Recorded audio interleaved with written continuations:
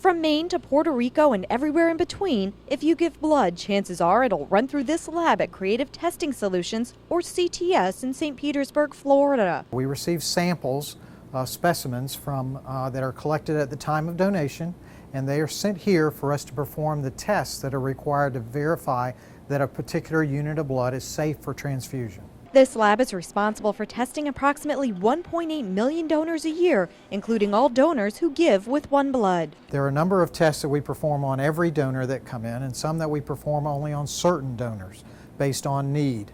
They run the blood through a battery of tests to look for things such as syphilis, irregular or unexpected red cell antibodies, anti-HIV, anti-HCV, hepatitis B surface antigen, anti-HTLV, the parasite T. cruzi, HIV virus, hepatitis C virus, and the West Nile virus. We're the only blood bank in the world that does dual technology for NAT testing, where we have both the Roche methodology and the Novartis methodology for that testing.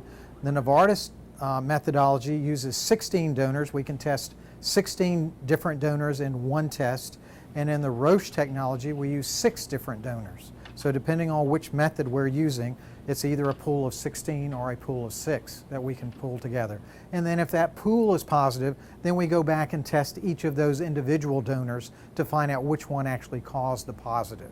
What started out as a joint venture between Blood Systems Laboratories, Donor Testing Laboratories, and Florida's Blood Services Donor Sample Testing Laboratory has grown into 3 labs across the country that's responsible for testing 25% of the nation's blood supply. Because we do have our 3 different laboratories located in different places in the country, we are able to back each other up so that if something were to happen in Tampa or in Dallas, those samples that would normally go to that location can be sent to one of the other 2 locations with very little disruption of service.